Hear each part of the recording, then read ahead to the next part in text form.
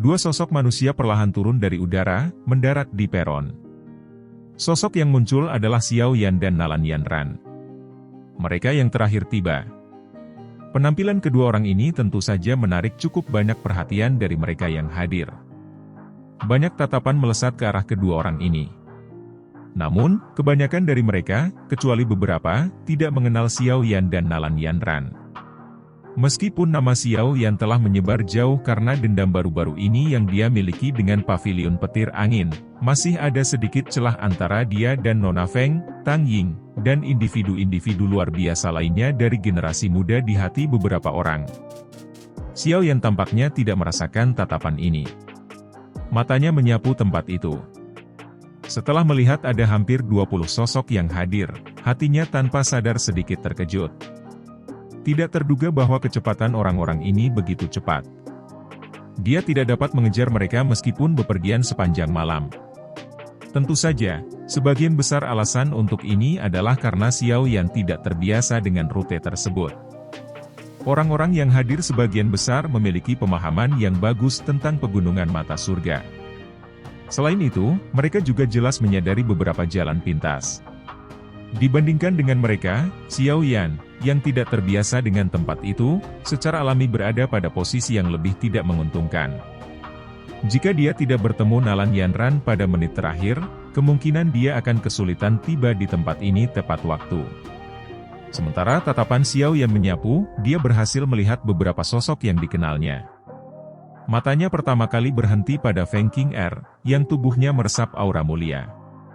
Penampilan wanita ini tidak kalah dengan Nalan Yanran. Selain itu, sikapnya adalah sesuatu yang memberi pria tertentu keinginan untuk menaklukkannya. Feng Qing'er, yang jaraknya tidak jauh, juga sepertinya merasakan fokus tatapan Xiao Yan. Matanya bergerak dan menatap Xiao Yan. Ada sedikit provokasi di matanya. Masalah antara Xiao Yan dan pavilion petir angin utara telah menjadi masalah yang cukup besar. Pada akhirnya, bahkan Fei Tian gagal menangkapnya. Hal ini menyebabkan pavilion petir angin kehilangan banyak muka. Jika dia bisa menangkapnya dan menyerahkannya untuk menjadi pavilion utara kali ini, pavilion utara akan berutang budi padanya. Mereka mungkin akan sangat membantu dalam memperjuangkan penerus kepala pavilion. Sudut mulut Nona Feng tanpa sadar terangkat ketika dia memikirkan hal ini. Sepertinya dia benar-benar tidak bisa melepaskan orang ini. Jika dia diizinkan untuk berhasil meninggalkan pegunungan mata surga, dia akan dapat meminjam bantuan dari roh yang kuat. Pada saat itu, bahkan dia akan kesulitan melawannya. Karena Anda telah menyerahkan diri kepada saya, Nona ini akan menerima Anda begitu saja. Xiao Yan secara alami tidak bisa mengatakan apa yang dipikirkan wanita ini di dalam hatinya. Bahkan jika dia menyadarinya, dia hanya akan mengejek. Mungkin dia memang takut pada orang-orang tua dari pavilion petir angin. Namun, ada sangat sedikit orang dari generasi yang sama yang bisa memaksanya ke dalam keadaan yang sangat menyedihkan.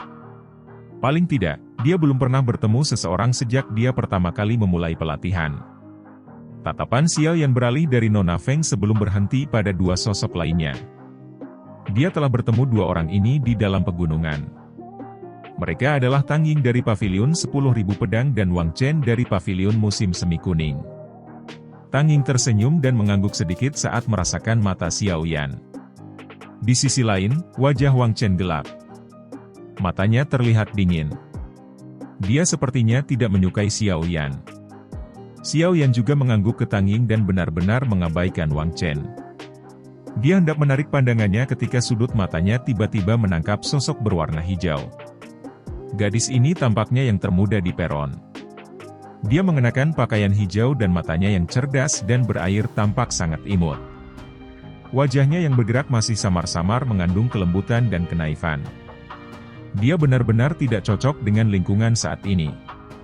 Hati-hati dengan gadis itu. Dia tidak sesederhana yang muncul di permukaan. Suara lembut dipancarkan dari mulut Nalan Yanran di sampingnya saat Xiao Yan mengamati gadis itu. Mengapa? Xiao Yan berbicara tanpa mengubah ekspresinya. Karena dia adalah orang yang paling menonjol di antara generasi muda di pavilion bintang jatuh. Nalan Yanran perlahan berkata. Pavilion bintang jatuh? MU King Luan. Mata Xiao Yan menyipit. Dia juga telah mendengar sedikit tentang anggota generasi muda yang paling menonjol dari 4 pavilion. Iya. Jumlah murid di dalam pavilion bintang jatuh mungkin yang paling sedikit di antara 4 pavilion. Namun, semuanya memiliki kemampuan luar biasa, namun MU King Luan ini adalah yang teratas di antara mereka. Selain itu, dia mungkin tampak seperti gadis kecil di luar, tetapi dia terlihat sama beberapa tahun yang lalu. Tidak ada sedikit pun perubahan dalam penampilannya selama bertahun-tahun ini.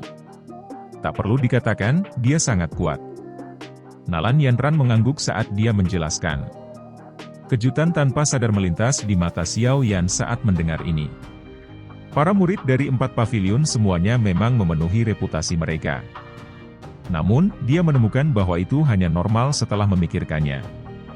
Dengan 4 pavilion menjadi faksi besar bersama dengan bakat mengejutkan yang dimiliki orang-orang ini, tidak terlalu sulit dipercaya bagi orang-orang ini untuk memiliki prestasi seperti itu.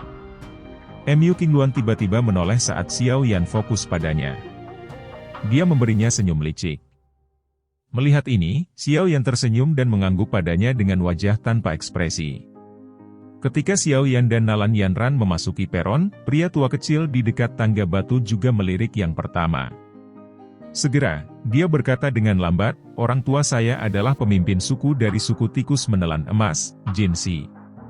Karena kalian semua telah tiba di tempat ini, saya pikir tidak ada dari Anda yang orang biasa. Anda harus menyadari dengan jelas bahwa hanya dengan melewati pos pemeriksaan yang telah kami tetapkan Anda akan dapat memperoleh 8 tempat yang tersisa. Ada 2 tikus besar dengan rambut emas gelap di kedua sisi Jinsi. Kedua ukuran tikus menelan emas ini sangat besar. Selain itu, ada kecerdasan dan kesadaran yang tidak kalah dengan manusia yang berkedip-kedip di mata mereka.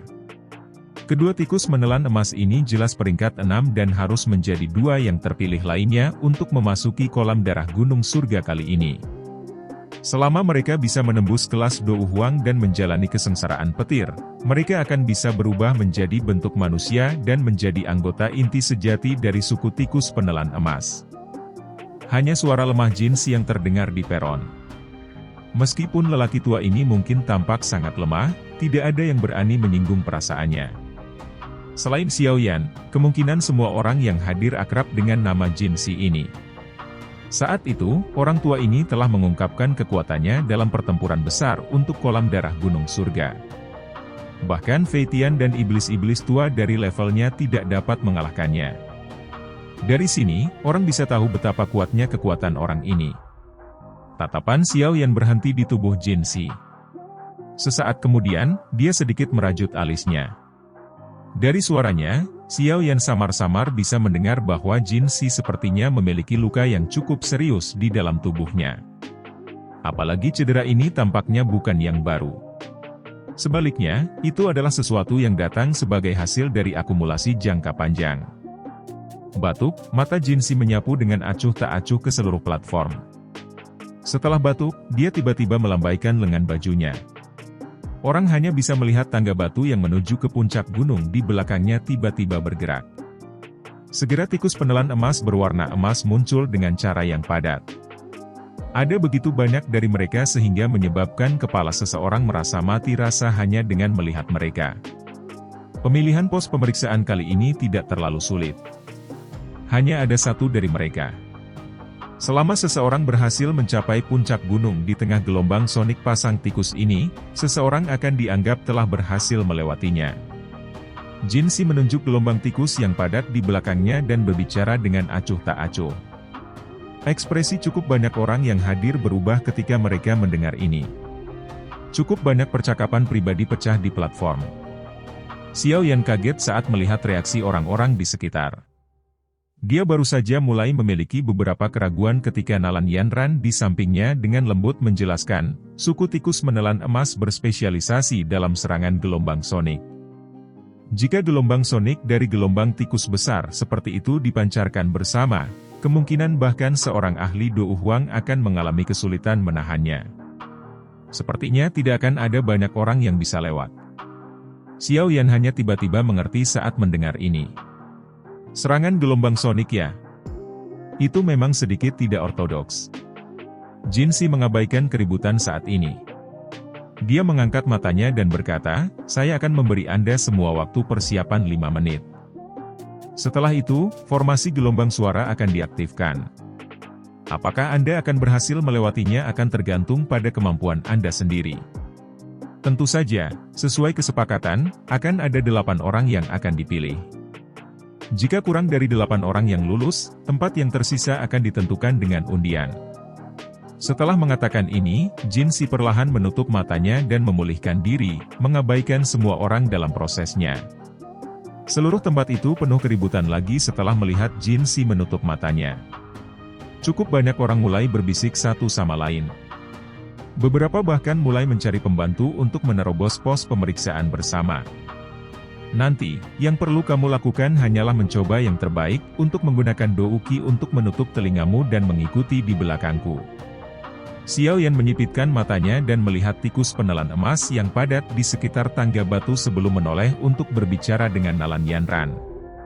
Gelombang sonik dari tikus penelan emas dapat mengabaikan douki yang menghalanginya. Begitu memasuki pikiran seseorang, itu akan menyebabkan orang itu merasakan ilusi atau pusing. Seseorang akan sulit ditekan untuk mempertahankannya. Pada saat itu, yang perlu Anda lakukan hanyalah menjaga diri sendiri. Tiba di tempat ini sudah hampir batasku. Semua orang di sini luar biasa. Akan sangat sulit jika saya bersaing dengan mereka. Nalan Yanran merenung sejenak di hadapan niat baik Xiao Yan sebelum dengan lembut menggelengkan kepalanya dan menjawab. Xiao Yan mengerutkan kening saat mendengar ini. Tidak terduga bahwa gelombang sonik tikus penelan emas ini sebenarnya sangat merepotkan. Segera, dia bertanya, bagaimana kita bisa melawannya? Seseorang dapat mengandalkan douki yang kuat dan dengan paksa bertahan melaluinya dalam menghadapi serangan gelombang sonik oleh tikus penelan emas. Atau, seseorang juga dapat menggunakan teknik dou gelombang sonik untuk bertarung dengannya. Namun, suku tikus menelan emas adalah ahli yang lahir secara alami dalam serangan gelombang sonik. Kemungkinan serangan sonic wave biasa akan mengalami kesulitan mengisi daya melalui susunan suara pasang surut mouse. Nalan Yanran menjawab dengan ragu-ragu. Teknik Sonic Dou. Xiao Yan bergumam pelan. Matanya sedikit cerah saat mendengar ini. Auman singa harimau secara kebetulan adalah teknik Dou tingkat tinggi. Lebih penting lagi, Xiao Yan telah mengkonsumsi pil obat tingkat 7, Yin Yang Pil, di Black Corner Region, saat itu. Dari situ, dia menyerap seutas raungan naga. Ini telah menyebabkan kekuatan teknik dou gelombang soniknya menjadi lebih kuat. Dia bertanya-tanya apakah dia bisa mengandalkannya untuk mengisi daya melalui susunan suara pasang surut mouse ini. Ketika Xiao Yan mengingat, pil naga misterius Yin Yang, ini, dia juga mengingat efek misterius yang dimiliki pil obat ini dalam membantu seseorang untuk melakukan terobosan. Namun, efek semacam ini adalah sesuatu yang tidak pernah muncul sejak dia mengkonsumsinya. Xiao Yan juga merasa tidak berdaya menghadapi ini. Dikabarkan bahwa Feng Zunze mengandalkan pil obat ini untuk menerobos kelas Douzun. Mungkinkah dia juga perlu mencapai tingkat itu agar efek ajaib pil obat ini muncul? Sementara Xiao Yan diam-diam menghela nafas di dalam hatinya, mata Jinsi perlahan terbuka. Tatapannya menyapu platform. Setelah itu, dia melambaikan tangannya dan suaranya yang samar bergema di samping telinga semua orang. Waktu habis. Pos pemeriksaan menerobos akan dimulai. Suasana di peron menjadi tegang saat Jinsi mengucapkan kata-kata itu. Jumlah tikus berwarna emas besar yang tak terhitung jumlahnya di sekitar tangga batu tiba-tiba memancarkan cahaya aneh. Banyak mata menatap tajam ke pintu masuk tangga batu. Rambut berwarna emas di tubuh mereka juga mulai berdiri tegak, tampak seperti landak. Untuk sesaat, tidak ada yang berani menyerang secara acak setelah melihat pasukan tikus penelan emas menunggu dengan sungguh-sungguh. Jumlah besar adalah salah satu yang tidak disadari siapapun. Selain itu, sebagian besar orang yang hadir jelas menyadari apa serangan gelombang sonik dari tikus penelan emas terdiri dari. Itu adalah sesuatu yang sangat sulit untuk diblokir. Selama pertarungan untuk kolam darah gunung surga saat itu, binatang buas ini telah menyebabkan banyak ahli menderita. Kalian semua hanya punya waktu 1 jam. Mereka yang gagal mencapai puncak gunung dalam waktu 1 jam akan dianggap gagal. Jinsi tidak menekan semua orang ketika dia melihat bahwa mereka diam. Yang dia lakukan hanyalah mengucapkan kata-kata ini dengan cara yang acuh tak acuh. Ekspresi cukup banyak orang berubah setelah mendengar kata-kata ini. Sesaat kemudian, dua sosok akhirnya tidak bisa menunggu lebih lama lagi saat mereka berjalan keluar dari kerumunan. Mereka bertukar pandang satu sama lain sebelum segera menangkupkan tangan mereka ke Jinsi dan berkata, "Gerbang transformasi tulang, Huya dan Hu Cheng." Jinsi menganggukkan kepalanya. Gerbang transformasi tulang tidak jauh dari pegunungan mata surga dan agak terkenal. Tentu saja, itu secara alami lebih rendah jika dibandingkan dengan faksi seperti pavilion petir angin. Selain itu, kekuatan kedua orang ini secara kebetulan pada bintang 4 dan bintang 5 Dou Huang. Mereka mungkin luar biasa di tempat lain, tetapi mereka hanya bisa dianggap berada di tingkat menengah di tempat ini. Setelah menyapa Jinsi, Dou Qi yang agak pucat putih, kuat melonjak keluar dari tubuh mereka, segera membungkus mereka berdua. Mereka berdua tiba-tiba menginjak tanah tepat setelah Dou Qi melonjak. Tubuh mereka melesat seperti petir saat mereka bergegas menaiki tangga batu. Dari cara keduanya bertindak, sepertinya mereka ingin mengisi melalui apa yang disebut susunan suara pasang surut tikus sekaligus. Kecepatan keduanya memang cukup cepat. Setelah sekejap, mereka telah mengisi lebih dari 100 meter. Pada saat inilah rambut pada tikus penelan emas yang padat di sekitar tangga batu berdiri tegak. Setelah itu, mereka membuka mulut mereka, yang dipenuhi dengan gigi tajam. Tangisan tajam, yang sepertinya bisa menembus jiwa seseorang membawa riak yang tidak biasa, seperti nada iblis, tiba-tiba muncul. Itu segera menyebar ke segala arah. Kedua sosok itu tiba-tiba berhenti ketika gelombang sonik muncul. Wajah mereka dengan cepat menjadi pucat, tetapi mereka tidak segera dikalahkan. Mereka mengalami kekacauan Dou Qi di dalam tubuh mereka saat jari-jari kaki mereka menekan tangga batu dan menembak keluar. Mereka menahan gelombang sonik, yang datang dari segala arah, dan maju 10 meter sebelum tubuh mereka berdua sekali lagi menegang. 2 suap darah segar dimuntahkan. Tubuh mereka sepertinya mengalami pukulan berat saat mereka terbang mundur.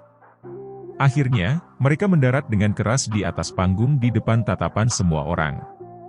Seteguk darah segar lainnya dimuntahkan. Cukup banyak orang di peron menghela nafas menyesal saat melihat ini.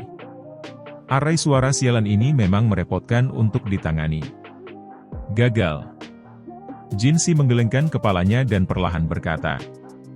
2 orang dari gerbang transformasi tulang hanya bisa menggelengkan kepala setelah mendengar ini. Mereka berjuang untuk bangun dan berdiri di samping dengan enggan. Yang bisa mereka lakukan sekarang hanyalah berharap bahwa akan ada kurang dari 8 orang yang bisa melewati arai suara ini. Dengan demikian, mereka mungkin masih memiliki kesempatan. Siapa selanjutnya? Tatapan Jinsi menyapu dan sekali lagi bertanya. Platform sekali lagi diam ketika kata-kata ini diucapkan. Xiao Yan, Nona Feng, Tang Ying, dan yang lainnya tidak menjawab. Meskipun mereka terdesak waktu, mereka tidak perlu terburu-buru sekarang. Seseorang seharusnya tidak mengabaikan mengasah kapak seseorang sebelum memotong kayu. Jika mereka mengamati susunan suara, mungkin ada peluang yang lebih besar bagi mereka untuk berhasil melewatinya. 4 orang lainnya melangkah di tengah keheningan ini. Dari kelihatannya, mereka sepertinya berencana menggunakan nomor mereka untuk menerobos dengan paksa. Jinsi tanpa sadar menggerakkan mulutnya ketika dia melihat 4 orang menyerang bersama. Ada benang ejekan di wajahnya. Mengandalkan angka tidak akan memungkinkan seseorang untuk menerobos arai suara pasang mouse ini. Itu memang seperti yang diharapkan Jinsi. Tidak lama setelah keempat orang ini menaiki tangga batu, 2 orang di depan dikirim terbang kembali oleh suara menusuk jiwa yang aneh bahkan sebelum mereka menempuh setengah perjalanan. Setelah itu, mereka dengan menyedihkan mendarat di peron. Dari penampilan napas mereka yang lelah, jelas bahwa mereka menderita luka serius. Gagal, lanjutkan. Jinsi mengangkat matanya, melirik orang-orang yang hadir, dan dengan malas berbicara. Xiao Yan menyaksikan orang-orang melangkah maju untuk menantang pos pemeriksaan hanya untuk akhirnya kembali gagal ke bagian belakang platform. Matanya menjadi sedikit serius sebagai hasilnya. Kesulitan susunan suara ini tampaknya bahkan lebih sulit dari yang dia harapkan. Di antara para penantang sebelumnya, ada juga beberapa orang yang tahu teknik DOU gelombang sonik. Namun, gelombang sonik yang mereka lepaskan tidak hanya gagal memungkinkan mereka untuk berhasil mengisi melalui pos pemeriksaan, tetapi malah berakhir diguncang oleh gelombang sonik pasang surut tikus. Mereka memuntahkan seteguk darah dan terbang kembali setelah 2 gelombang suara bertabrakan. Meskipun mereka gagal, 1 orang telah melakukan perjalanan terjauh di antara mereka yang telah mencoba. Jika teknik DOU gelombang soniknya mampu menahan gelombang sonik yang dipancarkan dari begitu banyak tikus penelan emas, kemungkinan dia akan benar-benar berhasil melewatinya. Sementara tantangan terus berlanjut, orang-orang yang berpartisipasi meningkat. Waktu mereka berhasil bertahan saat menghadapi array suara menjadi lebih lama.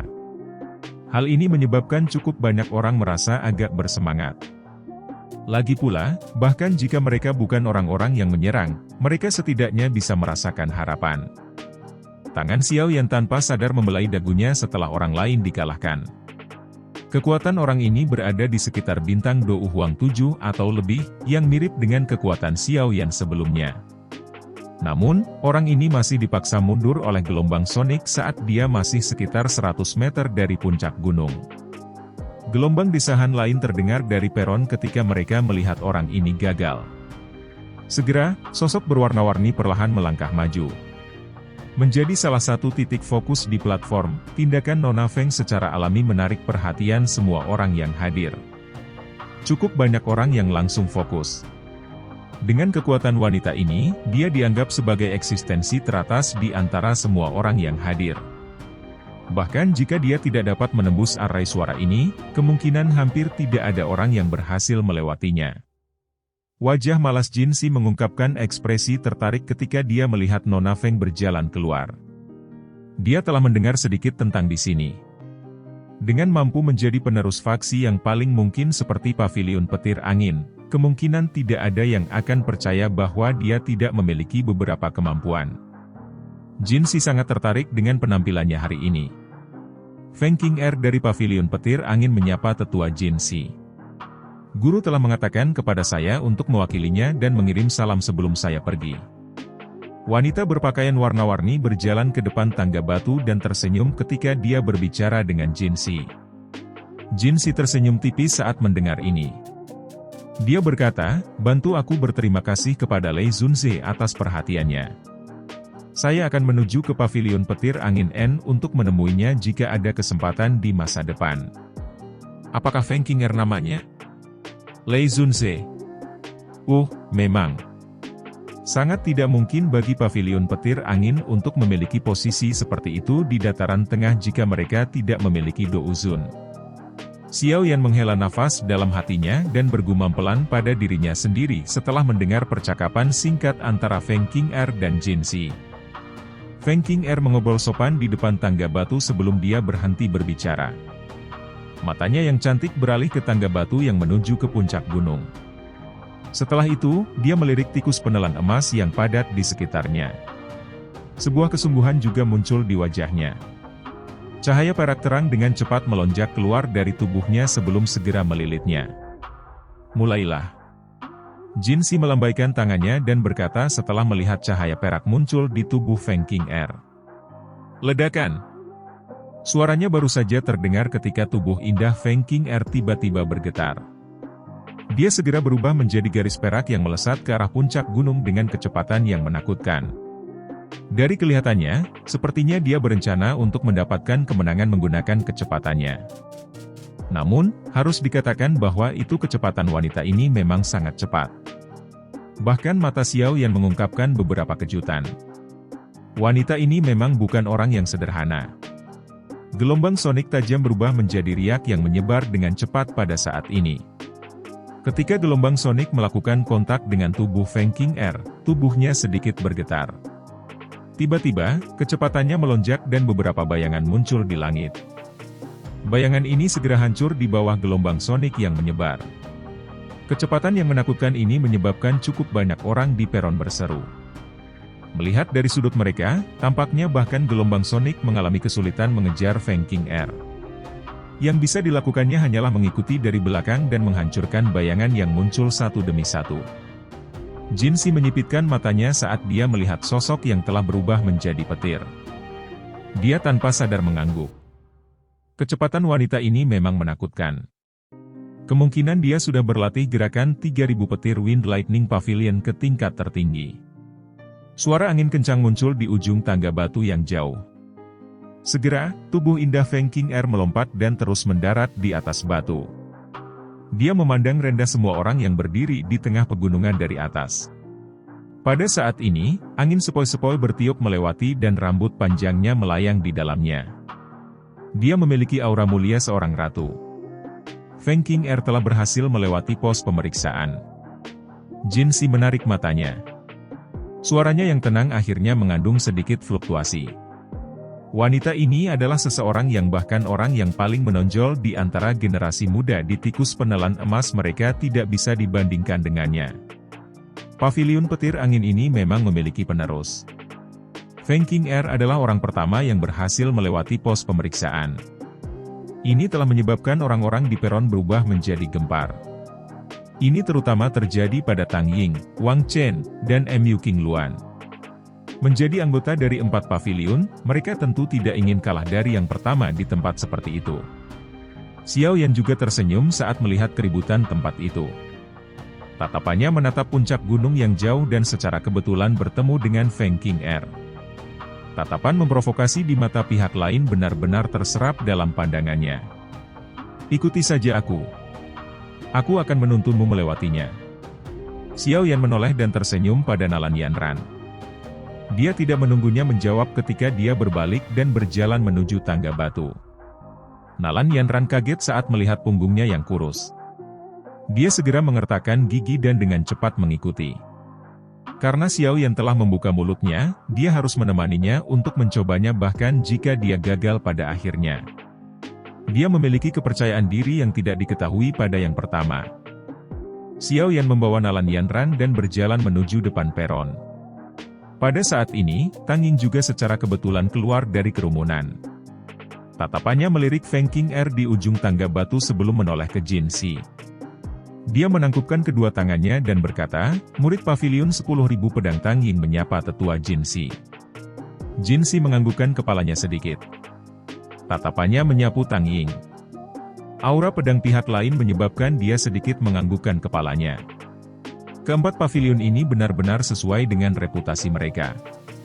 Murid yang mereka rawat semuanya adalah orang-orang dengan kemampuan hebat.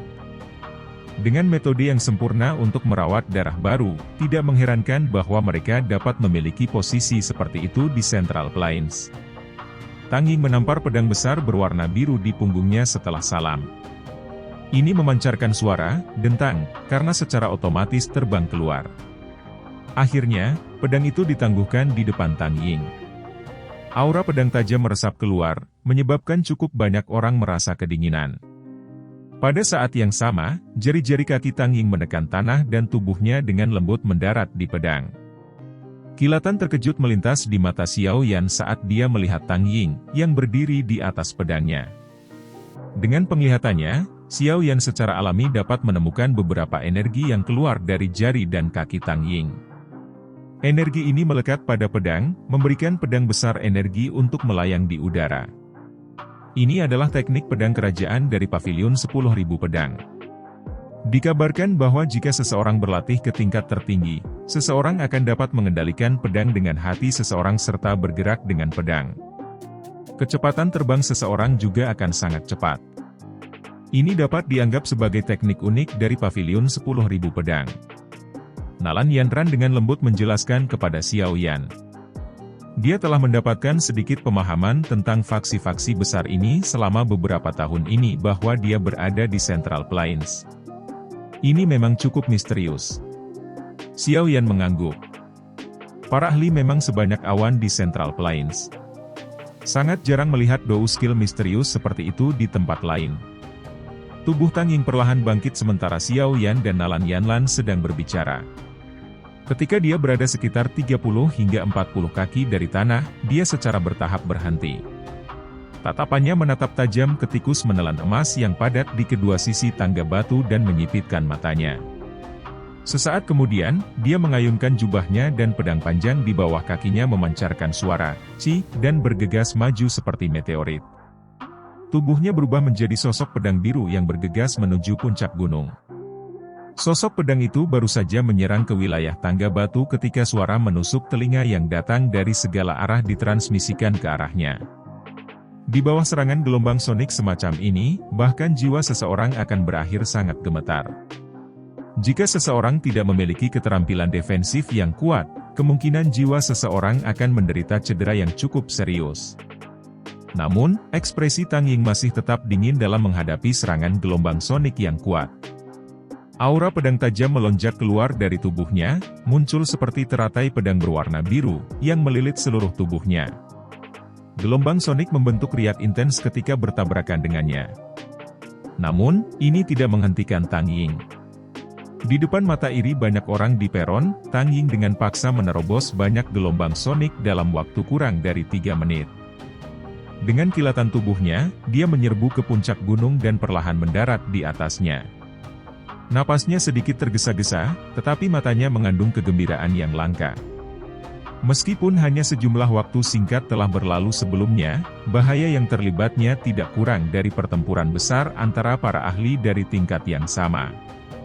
Keberhasilan. Jin Si mengangguk sedikit dan mengumumkan setelah melihat Tang Ying berhasil menyerbu ke puncak gunung. Lanjut.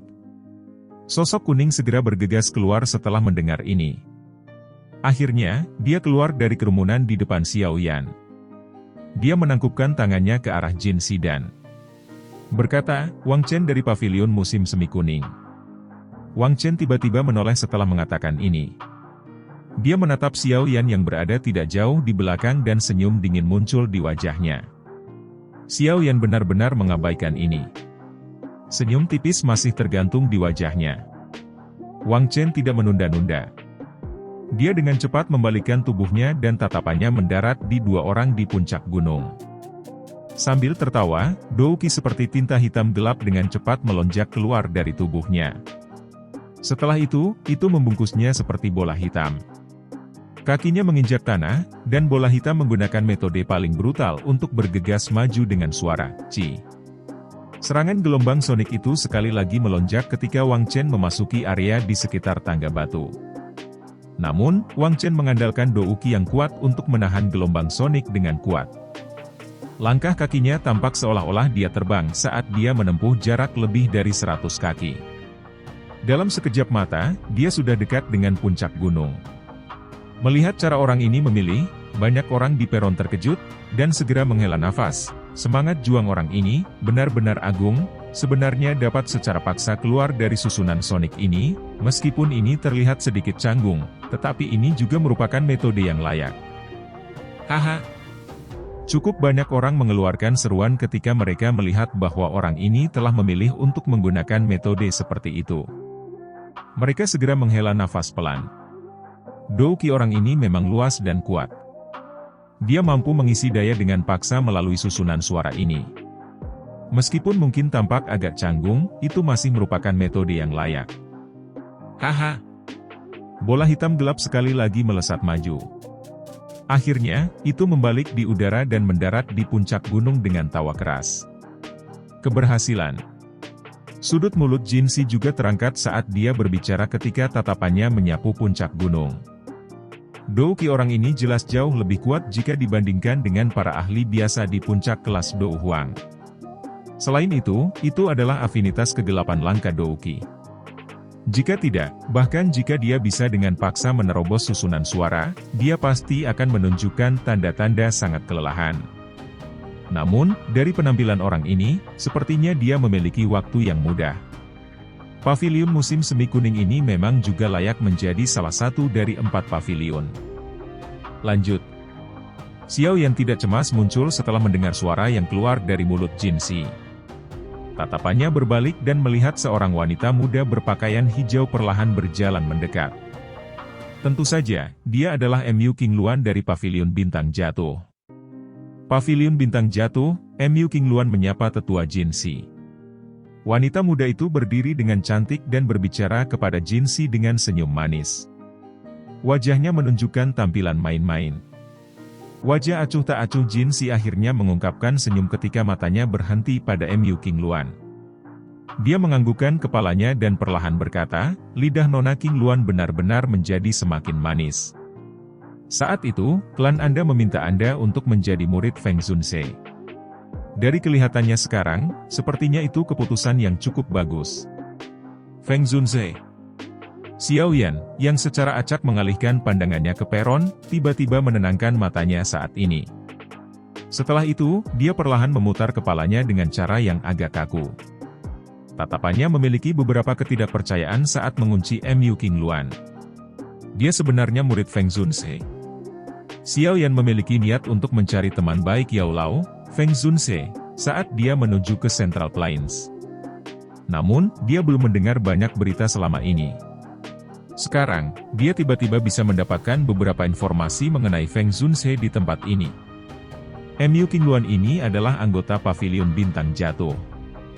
Jika Feng Zunse adalah gurunya, maka Feng Zunse kemungkinan seseorang dari Pavilion Bintang Jatuh. Pikiran ini dengan cepat berputar-putar di sekitar hati Xiao Yan. Kegembiraan liar juga melonjak ke wajahnya. Dia akhirnya bisa mendapatkan berita tentang Feng Zunse.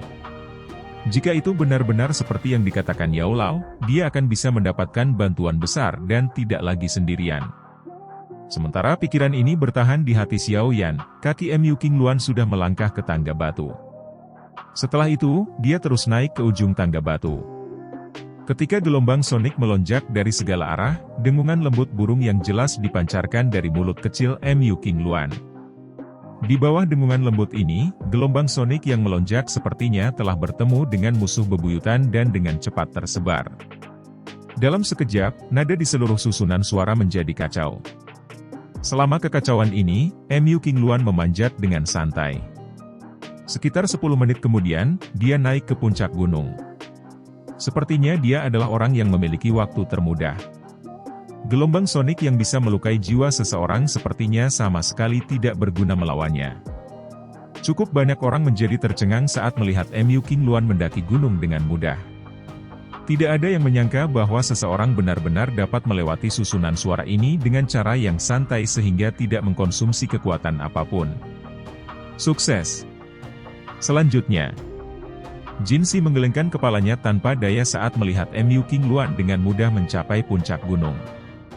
Dia lupa bahwa serangan gelombang sonik oleh tikus menelan emas tidak banyak berpengaruh pada Mu King Luan. Kali ini, dia berhasil mendapatkan keuntungan besar. Xiao Yan juga tertegun cukup lama karena bagaimana Mu King Luan dengan mudah melewati pos pemeriksaan. Sesaat kemudian, dia akhirnya tertawa pahit. Matanya menyapu sekelilingnya. Pada saat ini, masih ada sekitar 10 orang termasuk Xiao Yan dan Nalan Yanran yang belum mengambil tantangan menyusul keberhasilan Feng King Er dan 3 lainnya. Hanya ada 4 tempat tersisa. Xiao Yan menghembuskan napas lembut setelah melihat bahwa tidak ada yang melangkah maju. Dia menoleh, mengangkat dagunya ke arah Nalan Yanran, dan melangkah keluar di depan tatapan semua orang. Di belakangnya, Nalan Yanran ragu-ragu sejenak sebelum mengikuti. Semua tatapan hadir dengan cepat berkumpul di Xiao Yan dan Nalan Yanran. 4 orang di puncak gunung juga melemparkan pandangan mereka ke bawah dengan perasaan yang berbeda.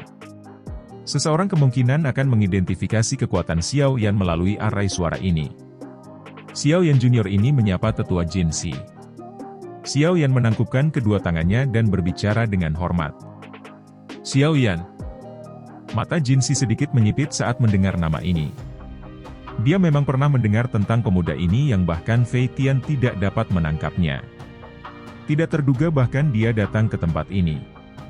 Susunan suara akan menguat mengikuti peningkatan jumlah orang. Apakah Anda yakin ingin membawa orang lain? Mata Jinsi melirik Nalan Yanran dan berkata. Dengan penglihatannya, dia secara alami dapat mengatakan bahwa itu kekuatannya tidak cukup untuk melewati susunan suara ini. Sebelum Xiao Yan bisa menjawab, Nalan Yanran di belakangnya mulai ragu-ragu berbisik, "Mengapa kamu tidak naik sendiri? Membawaku terlalu banyak beban. Ikuti saja aku. Perlakukan itu sebagai hadiah untuknya." Xiao Yan menggelengkan kepalanya dan perlahan berjalan ke tangga batu. Hadiah untuk guru ya. Nalan Yanran menatap punggung Xiao Yan. Dia dengan lembut menggigit bibir merahnya saat ejekan diri muncul di matanya. Dia segera menghela nafas, mengangkat kakinya, dan mengikuti. Di bawah tatapan semua orang, Xiao Yan dan Nalan Yanran perlahan berhenti di depan tangga batu. Cukup banyak mata orang yang mengungkapkan rasa ingin tahu. Banyak orang benar-benar ingin tahu apakah orang yang telah menciptakan kegemparan baru-baru ini memiliki kekuatan yang sebanding dengan reputasinya. Xiao Yan dengan lembut menghirup udara di depan semua orang. Dia melangkah maju dan dengan lembut mendarat di tangga batu.